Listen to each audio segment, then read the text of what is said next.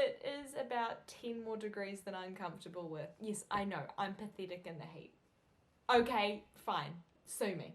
Hello everyone and welcome back to my channel. Today we're talking about a proper celiac disease topic, not just me fluffing around and eating some food. We're going to be talking about the annual celiac disease checkup, which just so happens to coincide on the day that I'm getting my annual celiac disease checkup, which will be later this afternoon. But I thought we should probably talk a little bit about it because just from the community, the Instagram community, I've done a couple of polls. A lot of people don't even know about this annual checkup or have never been told about this annual checkup and have no idea that you should be getting yearly blood tests. At least that's recommended in the UK and in New Zealand. But to be honest, I totally understand. Once I got diagnosed with celiac disease, I wasn't given any information. I wasn't even given a pamphlet.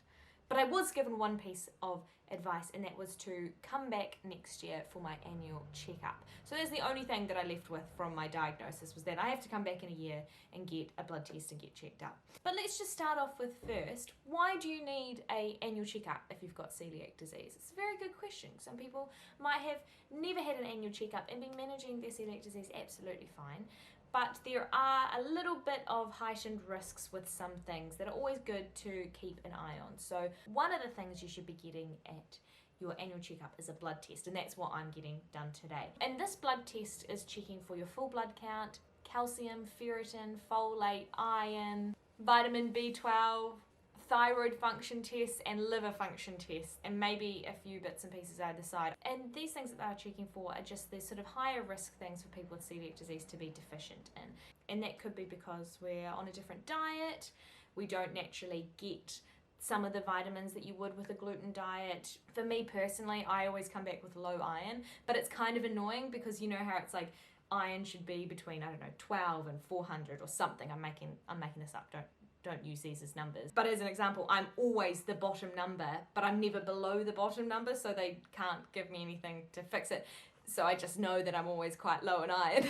And then also at the doctor's appointment of the annual celiac disease checkup, they'll do things like talk about your symptoms, see how you're feeling, maybe weigh you, maybe measure your height, talk about if you've got any concerns with having a gluten-free diet or how you're managing that. So this might be a little bit different between the UK and New Zealand, but I think in New Zealand you also, during that blood test, you get your antibodies tested as well, just to see how you're managing your gluten-free diet. Now this is something that I do not believe happens here very often, but it's something that I've requested, and this is because I had been having a little bit of symptom flare-ups. I wasn't too sure what it was, so I just asked my doctor, hey doctor, would it be okay if I got the antibodies blood test again? And what a pain this was. Speaking to this doctor, she's like, why would you need that? I was explaining, like, you know, I've got maybe a little bit of symptom flare-up. I'm not too sure. I just want to rule it out that I'm not reacting to something like oats or some hidden gluten in my diet. And she was like, oh, well, we don't usually do that. Usually you just get it once and then you're diagnosed. I was like, okay, no worries. Just letting you know, where I'm from in New Zealand, I'm pretty sure that you get this tested again just to see how you're managing celiac disease. And this was a little bit difficult for me because she was getting very dismissive and a little tiny bit rude, but that's fine. I don't know what was going on in her day. It's fine. But I was like, no, I've got to push for this. And she's like, fine, I'll email a gastroenterologist. I'll let you know when they get back to me.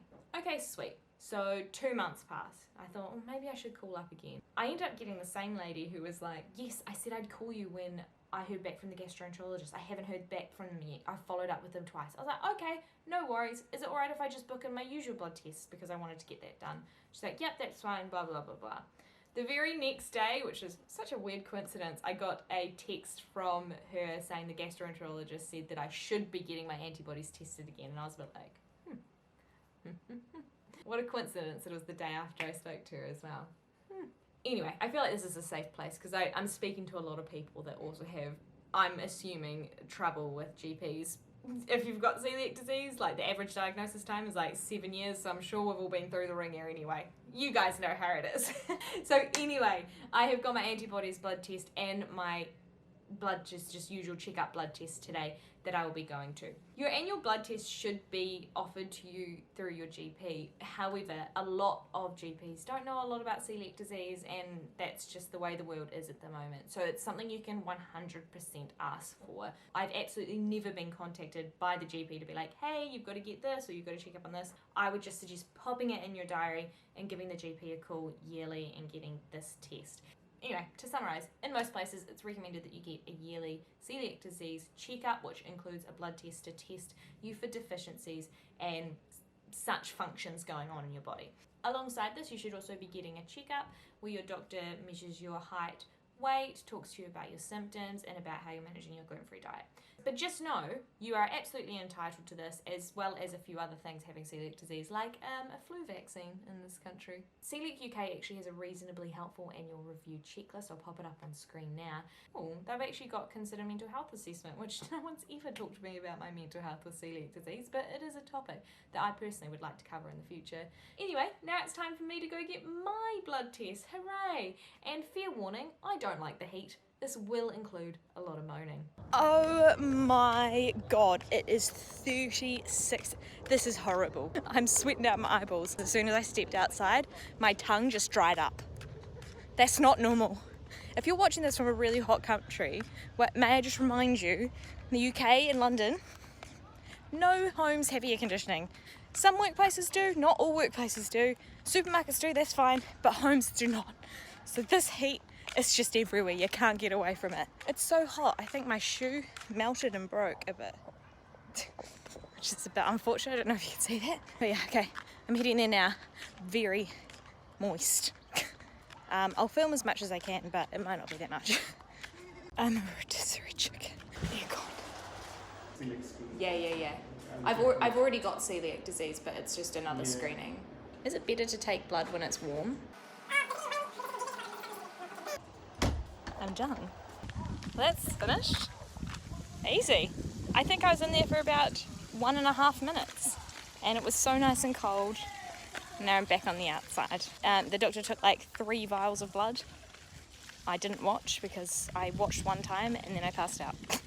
I absolutely forgot all of the questions that I was supposed to ask. I didn't bring my notebook, and usually I have to have my notebook on me at all times because I'm very, very forgetful. But I didn't have it and forgot all the questions like, when will I find out my results? How will I find out? You know, just the important things that I need, not just for me, but also for this video. But all done. I'm gonna wear this sticker home and be like, oh, poor me, I've got blood tests. One thing that the doctor said that was quite interesting is that the blood test request had to come from the doctors, just the usual blood test, but my celiac antibody test actually came from the hospital. So the gastroenterologist that I was referred to, I didn't realise I was actually referred to, and then they referred me to this. I've never met them, but you know, interesting. I have no idea how the healthcare system works over here. It's absolutely bonkers if you ask me. But anyway, felt fine. Do not feel faint at all. Feel a bit tingly in the arm, and I don't know if this is just my overactive imagination, but it did feel like I was being drained. Anyway, I'm going to head home now, continue making my iced coffees, and the next time I talk to you will be when I have an update on my antibodies and my blood test. Right, it's about 2 weeks later, 10 working days, and I've got my results. There is this thing that the NHS does that I think is extremely helpful. I know people don't say these good things about the NHS that often, but I love this. So there is a online medical records account called Patient Access. So I've just gone to test results, and it turns out that I actually got my results about 3 days after I had the blood test. I was told 10 days, but here we are. And I'll show you online a little bit of what I'm seeing, minus like my private information. But as you can see, there is all of these tests, and these tests were done from the 2 or 3 blood tests that I got. 2, 3, I don't know. So the first one we're going to look at is the celiac disease screen, which is probably the most important. As I said, I've been having issues with my stomach, and I thought maybe I've been eating some hidden gluten somewhere. Turns out, not the case. My celiac disease screen was well within the normal range at only 2 Ku per hour. Look, it's within the normal range, and that's all I need to know. As we go down, these are all of the things that they test for people with celiac disease, because there are sometimes things that might not be too good. Luckily for me, my thyroid function came back normal. My liver function, normal. Urea and electrolytes, most of them normal, except for one, which was my serum sodium, my sodium levels in my blood, and that was 1 point higher than the normal range, meaning that I've just got a little bit too much sodium.